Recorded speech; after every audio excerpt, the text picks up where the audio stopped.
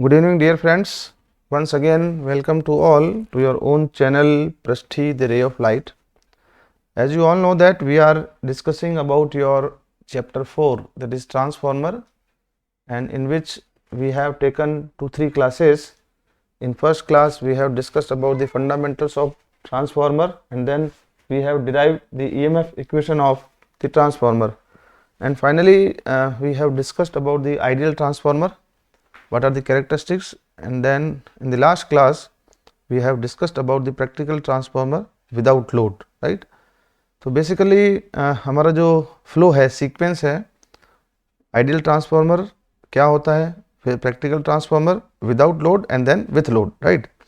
एक class without load के अपन ले चुके हैं, उसी को थोड़ा सा आगे बढ़ाते हैं और कुछ एक दो न्यूमेरिकल प्रॉब्लम और डिस्कशन करेंगे, और अगली क्लास के अंदर हम लोग डिस्कस करेंगे प्रैक्टिकल ट्रांसफार्मर विथ लोड की, ठीक है ना? थोड़ा सा मैं आपको रिवाइज करा दूं। आइडियल ट्रांसफार्मर का मतलब है ऐसा ट्रांसफार्मर जिसके अंदर कोई भी लॉस नहीं हो, राइट? कोई भी लॉस नहीं का मतलब एफिशिएंसी आपकी 100% है, और इस केस में जो नो लोड करंट है वो भी जीरो रहेगी, क्योंकि मैंने आपको प्रैक्टिकल ट्रांसफार्मर का कॉन्सेप्ट बता दिया था नो लोड वाला। तो उसमें no load current practical transformer के केस में रहती है I0, जबकि यहाँ पर नो लोड करंट जो है आइडियल के केस में नहीं होगी, ठीक है ना? तो चलिए सेशन को आगे बढ़ाते हैं। This was the equivalent circuit diagram of a practical transformer on no load condition. No load means the secondary winding is open circuited, because there is no load, so the current I2 would be 0. So we have neglected the secondary impedance R2 and JX2, right? Similarly, in case of primary side, because no load current is very less, it is around 2 to 5%. So the primary impedance has also been neglected, and we know that this current I0 has two component, IC and IM. IC means core loss component, and for this core loss component we have introduced the resistance RC, and this IM is the magnetizing current, and for this we have introduced the inductance XM. और एक चीज़ ध्यान रखें, IM जो है वो ज़्यादा होगी as compare to core loss component. फिर हमने इसका फेजर डायग्राम बनाया और हमने कहा कि जो करंट I0 है, नो लोड करंट, ये वोल्टेज से लैग करेगी एक एंगल के ऊपर, ठीक है ना? ये एंगल जो है वो यूजुअली 75 से 85 डिग्री सेंटीग्रेड होता है ना? हमने न्यूमेरिकल में भी ये देखा था। और कॉस फाई नॉट जो है वो IC अपॉन IM हो जाएगा, ठीक है ना? थोड़ा सा इसका डिस्कशन और करते हैं अपन। जो कोर लॉस कंपोनेंट है करंट का IC, वो होता है आपका I0 कॉस फाई नॉट, और मैग्नेटाइजिंग करंट जो कंपोनेंट कैसा हो जाएगा I0 साइन फाई नॉट। आप फेजर डायग्राम से देख सकते हैं कि आप लोगों ने पहले पढ़ा होगा, है ना?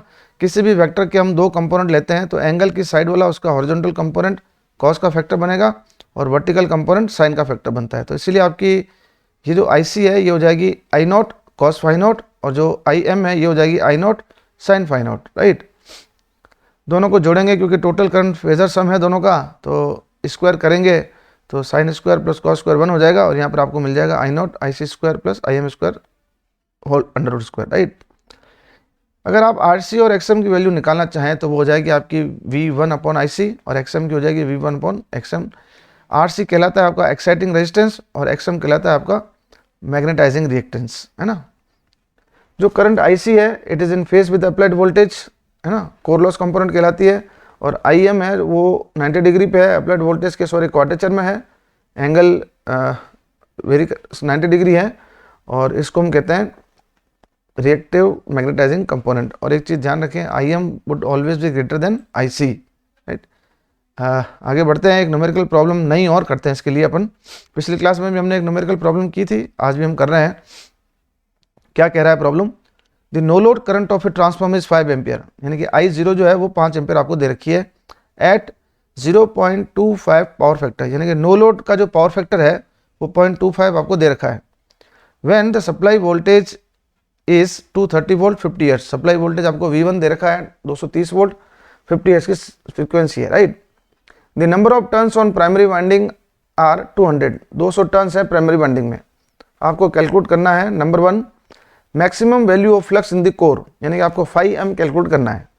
फिर आपको निकालना है core loss, right? And then magnetizing current, and then finally exciting resistance and reactance of the transformer. तो आपको 4 चीज़ें पूछी हुई हैं और कुछ इन्फॉर्मेशन आपको दे रखी है। See in order to solve any numerical problem the basic criteria वो क्या होता है कि सबसे पहले आप एक पेपर लें, उस पर लिखें आपको क्या क्या दे रखा है, द गिवन क्वांटिटीज़, और दूसरी तरफ लिखें आपको क्या क्या निकालना है, और तीसरी तरफ लिखें कि जो निकालना है उसके लिए क्या फॉर्मूले अवेलेबल है। तो आपका काम बहुत आसान हो जाएगा, ठीक है ना। तो मैं आपको बता देता हूँ, यहाँ पर देखिए हमको जो जो क्वांटिटीज़ दे रखी है मैंने सारी लिख ली है। आई नॉट 5 एम्पियर करंट है, no load power factor angle 0.025 दे रखा है, सप्लाई वोल्टेज E1 कह दें या V1 कह दें 230 वोल्ट दे रखा है ना। ये फ्रीक्वेंसी सप्लाई की 50 हर्ट्ज है, मैंने यूनिट नहीं लिखी है ना, अब मान के चलिए लिखा अंडरस्टूड है। N1 number of primary turns 200 है, आपको निकालना है maximum flux φm, core loss P0, magnetizing current Im, exciting resistance Xc और मैग्नेटाइजिंग रिएक्टेंस Xm आपको निकालना है। आपको 5-6 चीज़ें दे रखी हैं और 5-6 चीज़ें ही आपको पूछी हैं, राइट। हालांकि ये दोनों एक में पूछी हुई हैं, तो कुल मिला के 4 बातें पूछी हुई हैं। तो एक एक करके अपन इसको सॉल्व करते हैं। देखिए φm कहाँ से निकलेगा, आप लोगों को मालूम है, हम लोगों ने EMF इक्वेशन पढ़ी थी ट्रांसफार्मर की, है ना। 4.4 वाला फॉर्मूला आपको याद होगा। E1 आपको दे रखा है, इसलिए आप E1 का फॉर्मूला काम में ले लेंगे, है ना। बाकी सूचना आपको दे रखी है। तो देखिए मैक्सिमम वैल्यू ऑफ फ्लक्स निकालने के लिए you have to use the EMF relation E1 because we have given the E1 4.44 N1 5 FM। ये फॉर्मूला हम ऑलरेडी क्लास में डिवाइड कर चुके हैं। तो यहाँ पर आपको E1 दे रखा है 4.44 कांस्टेंट है, N1 दे रखा है, फ्रीक्वेंसी दे रखी है, φm निकालना है। तो बहुत ही आसान तरीके से आप सारी वैल्यू पुटअप कर दें और φm आपका निकल जाएगा 230 अपॉन इन सब का मल्टीप्लिकेशन, है ना। तो आप देख लीजिए ये 200 इंटू 51,000, तो ये 44400 आ जाएगा।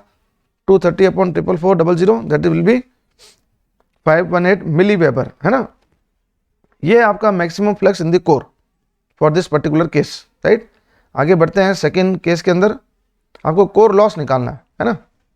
देखिए कोर लॉस जो कंपोनेंट है वो कैसे निकालते हैं, जो नो लोड करंट है ना, इनटू V1 और cos φ0। तो आपको तीनों ही क्वांटिटी दे रखी है। 230 वोल्ट सप्लाई वोल्टेज है, I0 5 एम्पियर दे रखी है, cos φ0 आपको 0.25 दे रखा है। तो ये आ जाएगा 287.5 वाट। ये है आपका core loss component for this particular case, right. आगे चलते हैं, मैग्नेटाइजिंग करंट आपको निकालनी है ना, यानी कि Im आपको निकालनी है। आपको I0 दे रखी है, Im का फॉर्मूला क्या होता है, Im इंटू I0 साइन φ0, ये हमने देखा था। तो आपको cos φ0 दे रखा है, तो आप साइन φ0 निकाल सकते हैं, ठीक है ना। आपको cos φ0 क्या दे रखा है 0.25 cos φ0 है, तो साइन φ0 क्या निकल जाएगा, इसका इन्वर्स कर लें वैसे, राइट। तो साइन cos इन्वर्स 0.25, तो इससे आपका निकल जाएगा 0.9682। तो वो वैल्यू आप 5 से मल्टीप्लाई कर देंगे क्योंकि I0 5 है, तो ये आपका 4.84 एम्पियर जो है वो मैग्नेटाइजिंग कंपोनेंट आ जाएगा। अब आप देखें कि यहाँ पर जो नो लोड करंट है वो 5 एम्पियर थी, उसमें से Im 4.84 एम्पियर है। तो मैक्सिमम पार्ट मैग्नेटाइजिंग करंट का है, लॉस वाला कंपोनेंट बहुत ही कम है। यहाँ से आप चाहें तो IC निकल जाएगा, 5 माइनस 4.84 करेंगे तो 0.16 एम्पियर जो है वो आपकी कोर लॉस कंपोनेंट आ जाएगा, ठीक है ना, जिसे आप IC से रिप्रेजेंट करते हैं। तीसरा हमारा लास्ट अंतिम पार्ट है इसका, exciting resistance and reactance of the transformer, यानी कि आपको RC और XM, सॉरी यहाँ पर ये X0 लिखा है, XM लिख लीजिए, इसको XM निकालना है। V1 अपॉन IC मैंने फॉर्मूला बताया था, V1 दे रखा है, IC मीन्स I0 cos φ0 दोनों ही दे रखे हैं, ये आ जाएगा 184 ओम। XM V1 अपॉन IM, तो IM आप निकाल ही चुके हो, तो वहाँ से ये 47.52 ओम आ जाएगा, ठीक है ना। तो इस तरह से ये न्यूमेरिकल में आपको काफ़ी सारी चीज़ें देखने को मिली हैं। सारी चीज़ें कैसे निकालते हैं with formula, complete detail about the practical transformer on no load condition, right. आगे बढ़ते हैं, थोड़ा सा मैं आगे की जो क्लास है उसका बेस बना देता हूँ आपको, ताकि आपको ध्यान रहेगा। See in case of ideal transformer we have said that efficiency is 100%, no load current is 0, and in case of ideal transformer we have derived this expression E1 upon E2, N1 upon N2 and I1 upon I2, right. I think this is ये थोड़ा सा गलत misprint हो गया है, it would B I2 upon I1।